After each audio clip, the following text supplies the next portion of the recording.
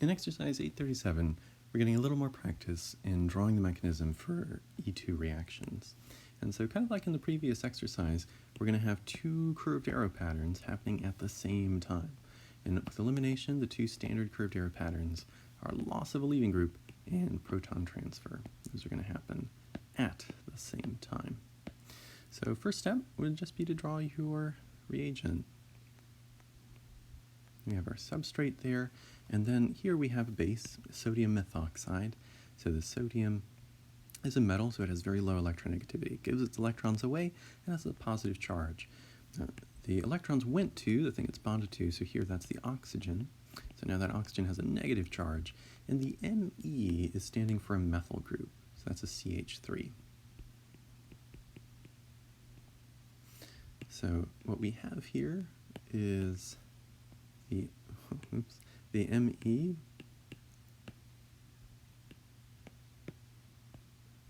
that methyl group is this here, and the oxygen is this oxygen that's going to use its negative charge to act like a base. And so that whole thing is called meth oxide. Meth because you have the methyl group, and oxide because you have the oxygen. And so the whole thing is sodium methoxide. But it's the methoxide that's really going to act as the base. So bases accept hydrogens. What hydrogen is this base going to accept? Well, it accepts the beta hydrogens. The atom that has the leaving group on it, the carbon that the leaving group is bonded to, is the alpha carbon. And every carbon, one atom further away from the leaving group is the beta carbon. So these are all beta carbons.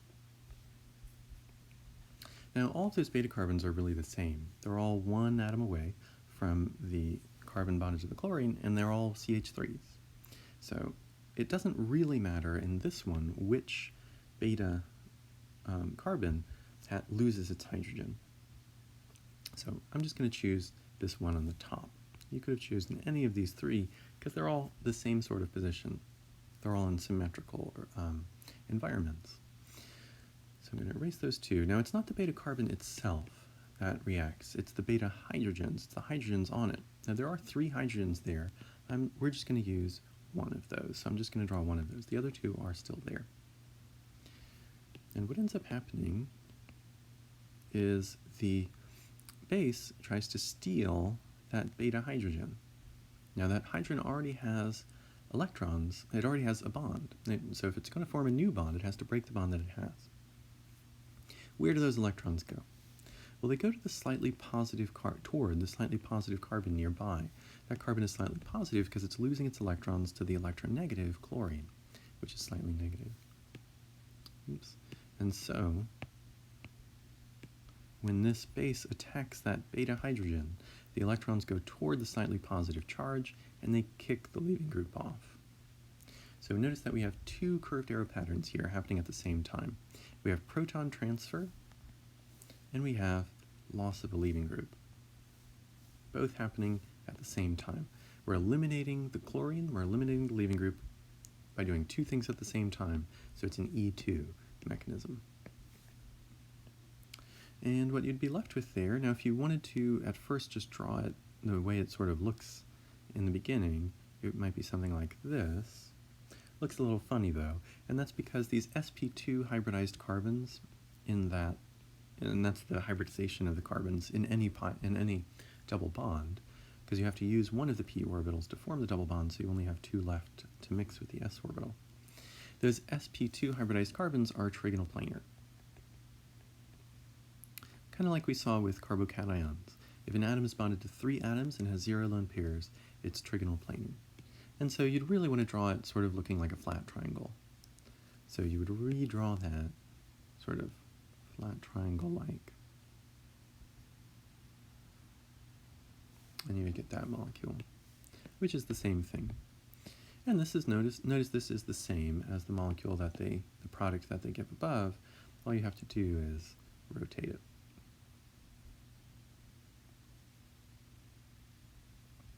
So this whole thing is the mechanism for this E2 reaction, the reaction of this tert-butyl chloride with sodium methoxide. Okay, Now in this one, we're going to do the E2 mechanism again, so we're still going to do our standard two-step procedure, simultaneous two-step procedure. So proton transfer and loss of a leaving group. The one new thing with this, though, is this base, and this base is going to end up being really significant. So let's talk about what those letters mean, what the structure of that is. The TBU is referring to a tert-butyl group. Remember, that was one of those branches that had branches. And it's really significant because it is always used to illustrate the effect of crowding, or to use the fancy term, steric hindrance, which just means crowding. So the tert-butyl group was that sort of chain that had a tertiary carbon. The carbon in the middle was bonded to 1, 2, 3 other carbons in the branch. So tert, and altogether there were 4 carbons in the branch, 1, 2, 3, 4, so but, and then YL. So it was a tert-butyl branch. So that's the TBU for tert-butyl. The oxygen, the O is just standing for an oxygen, and then the K is standing for a potassium. Now potassium is a metal. It's just underneath sodium in the periodic table. And so just like sodium, it gives its electrons away to whatever it's bonded to, in this case the oxygen. So the oxygen gets the negative charge, and the potassium gets a positive charge. Now, this is this is a base, like we've seen before. You've got that oxygen with the full negative charge, can steal hydrogens, especially beta hydrogens. But how would you name this? Sort of like this previous one was sodium methoxide. What would you call this? Well, this you have potassium.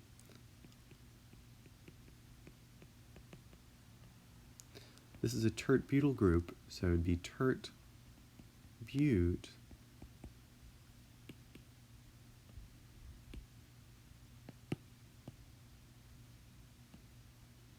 and then the oxygen would be an oxide. Oops, probably just got mixed up there. The tert-but group, and then the oxygen, the oxide. So it's potassium tert-butoxide. That's the name for that. And that's going to come back a lot, both in Organic Chemistry 1 and in Organic Chemistry 2. Potassium tert-butoxide. So worth committing to memory, the name for that. Okay, so what that's going to do is it's going to act as a base, and we've seen this before. It's going to steal the beta hydrogens. And those are vulnerable hydrogens because you often have these dipoles where the leaving group is pretty electronegative, so it's slightly negative, and the carbon it's bonded to is slightly positive. And so the hydrogens that are next door to that, this carbon that's slightly positive, that's bonded to the leaving group, that's the alpha carbon. The carbon that's right next door to that is called a beta carbon. The first 2 Greek letters are alpha and beta. You can see in the alphabet, you've got that there. So the hydrogens on the beta carbon, and there are 2 there, I'm just going to draw 1. Those are vulnerable because they have a place to go if the hydrogen leaves. They can go toward this positive charge. So if we take the tert-butoxide, and it's really the tert-butoxide that's going to be acting as the base here. The potassium is just there to stabilize it while you store the molecule. So if you take the tert-butoxide, that will steal this hydrogen. So we're doing our proton transfer. Those electrons go toward the positive charge to form a new pi bond, and that kicks the leaving group off. So these first 2 curved arrows, that's your proton transfer. This last one is loss of a leaving group. You have both of those happening at the same time, and so this is an E2 mechanism. And the product we get is exactly the one that they gave us above. Same carbon skeleton, but we have this pi bond here. We have an alkene rather than the bromine leaving group. So that's the E2 mechanism for that one. Now in this last one, again, it's an E2 mechanism, so we're still going to have those same 2 steps. Proton transfer and loss of a leaving group, they're still going to happen at the same time.